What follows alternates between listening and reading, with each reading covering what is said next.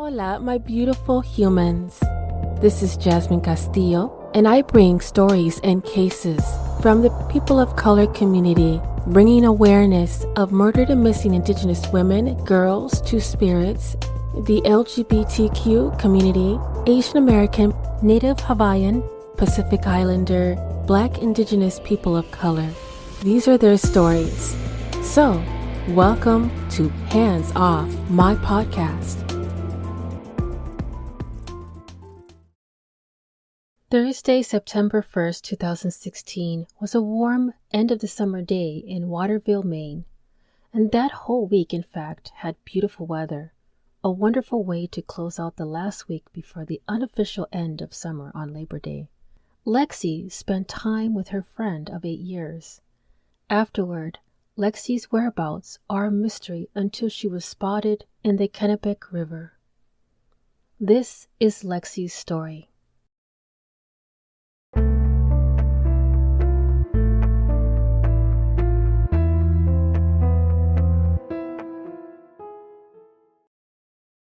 One in 5 people in the transgender community don't know where they're going to sleep this night.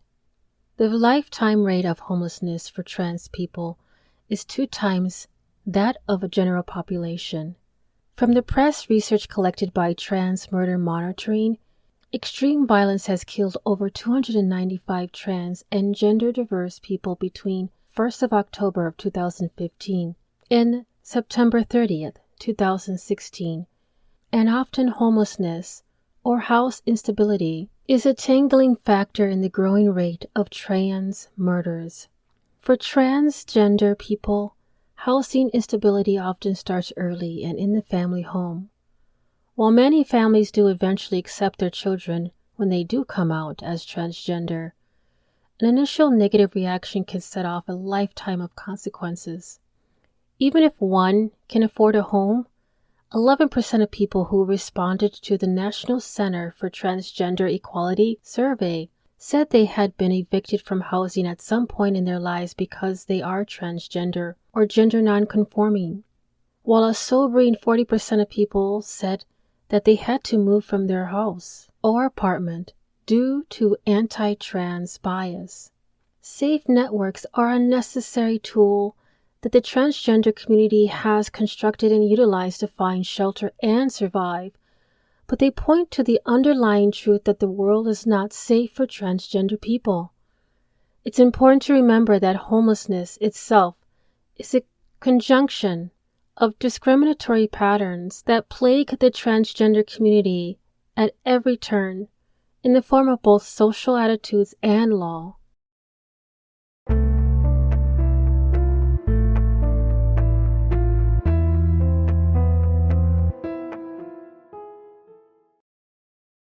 Lexxi Tristram Sironen was born on August 6, 1973. Lexi's name is sometimes shortened by Lex by her friends. Born in Warwick, Rhode Island, Afterward lived in North Kingstown, Rhode Island, East Province, Rhode Island, and then moved to Cornville, Maine in 1980. Waterville, Maine is a city within Kennebec County. It is on the west bank of the Kennebec River. Augusta is a nearby city and sometimes lumped in with Waterville when speaking about this area. Lexi attended school in Cornville, Skowhegan, and graduated Crossroads class of 1993. She studied diesel mechanics with Job Corps and held several jobs in the food industry, customer service, and then later worked for Sironen's Radiator in Skowhegan, Maine. She was a talented woman that loved people, a loyal friend who would do anything for anyone. And boy, did she have so many amazing hobbies. Camping, carpentry, mechanics, electronics, cooking, writing, drawing, designing tattoos, and on her free time, of course, visiting family and friends. Lexi could throw down playing the electric guitar, but also can build a stone wall, collecting stones and minerals, designing jewelry, and welding sculptures. And ironically, Lexi's great-great-uncle was the Pulitzer Prize-winning Maine poet Robert P. Tristram coffin in 1936, and he was also the poet-editor for Yankee magazine. Waterville, Maine is almost at the northeastern tip of the U.S. and sits on the west bank of the Kennebec River. It is a quaint historic town with a well-preserved downtown. It boasts excellent hiking trails and downhill skiing and is one of the finest art museums in the country. It's no wonder, then, that Lexxi wished to visit this beautiful summer spot in early September of 2016. She had friends in the area and was spending the week with them. Lexxi was often on the move. She was described as a transient by law enforcement. Her friends and family said that Lexxi liked to move around a lot and stay in different places.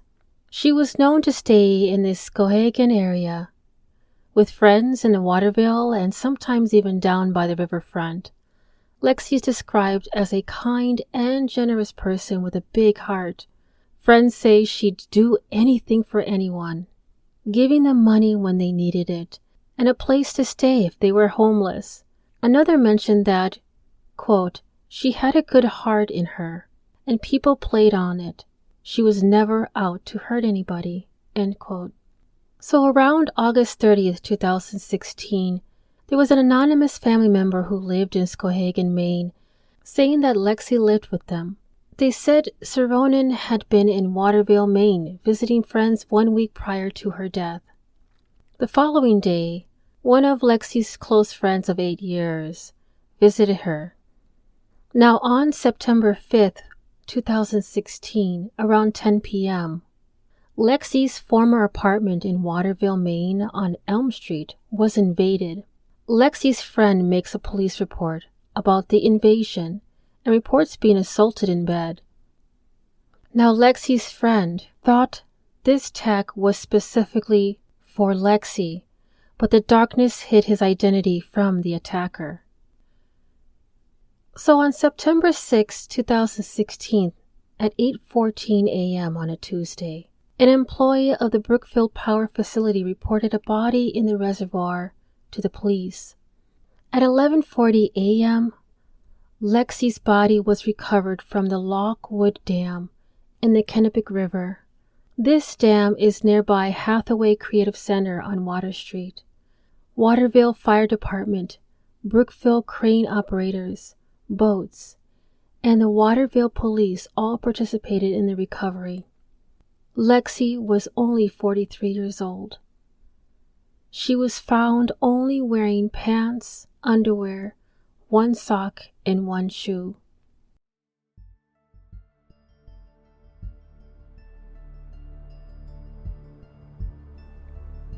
In today's mid-roll, we'll be in remembrance, and I wanted to contribute somehow to create something in the memories of who had lost their lives in 2016, and it was not just Lexxi, but it was also Amos Speed, Brandy Bledsoe, Veronica Cano, Crystal Edmonds, Daniqua Dodds, Dee Wingham, DeMarcus Stansberry, Erica Tejerina, Goddess Diamond, Jasmine Sierra, Jazz Alford, Kaden Clark, Kadari Candice Johnson, Kayona Blakeney, Courtney Yochum, Maya Young, Mercedes Successful, Monica Lorera, Noonie Norwood, Ray Lynn Thomas, Shantae Thompson, Sierra Simon Birch,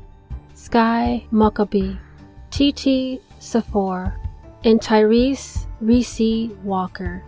If you like to show your love, support, and educate on Trans Day of Remembrance, which takes place again on November 20th, I will have the link in the show notes.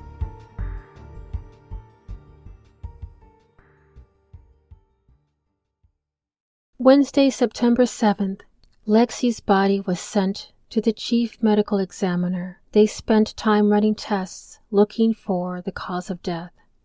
Waterville Police and Maine State Police are both investigating the death at that time, and it continued on to the following day. continue the investigation as well as more tests that were run to find the cause of her death.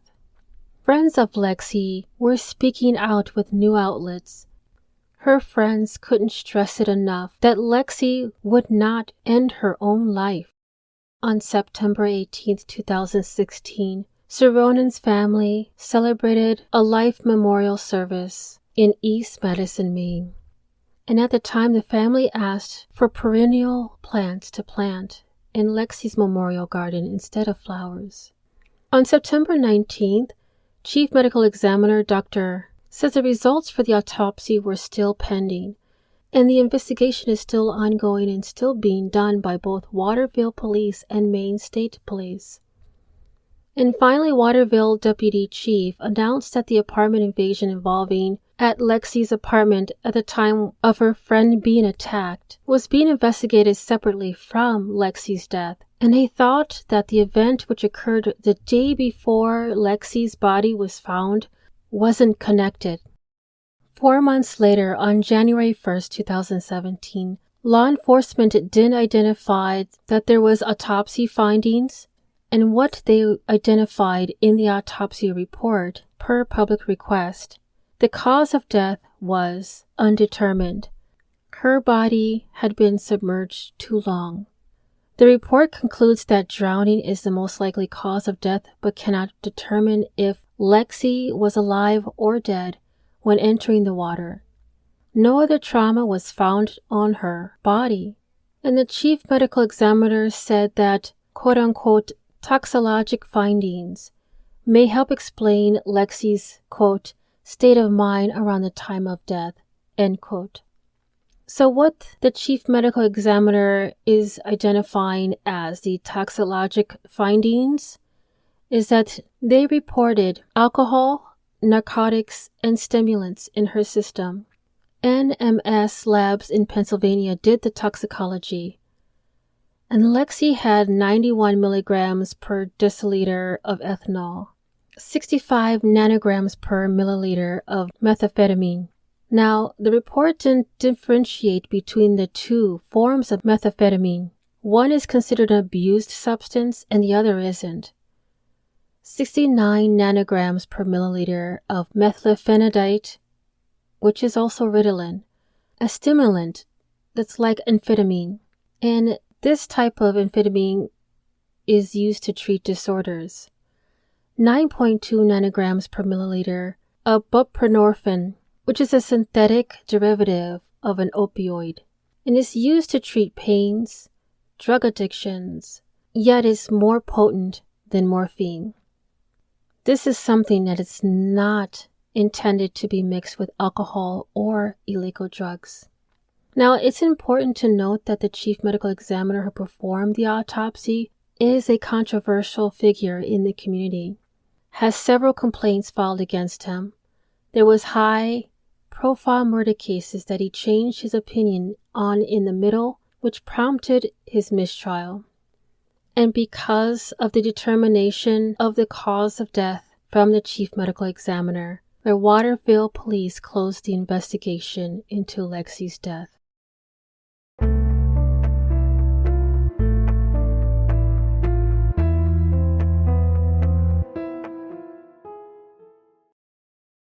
This week marks 8 years since Lexxi was last seen alive. Lexxi's case was closed after an autopsy ruled her death as undetermined. No suspects were named, and a toxicology report finds drug, alcohol in her system but failed to provide if they were recreational or prescription. And friends say they definitely believe Lexxi's death was not a suicide. One of her friends even mentioned, quote, she loved her life. She wanted a life just like anybody else, end quote. Now, even though Lexxi's case is closed, there are several people who feel like it should still be open. I myself, I hope that her suspicious death has real closure. That is the reason why I'm doing this episode specifically for her, because no arrests or leads were ever announced. And if you have any information, please contact the Waterville Police at 207-680-4700 or go to Crime Stoppers USA and you can submit an anonymous tip at 1-800-222-TIPS. I will have the links in the show notes. Lastly, I want to give a shout out to my dear colleague who is a content creator and a true crime podcaster who is providing me additional information from her ominously positive podcast blog. If you want to support her, I will provide her link tree in the show notes. Thank you, MW.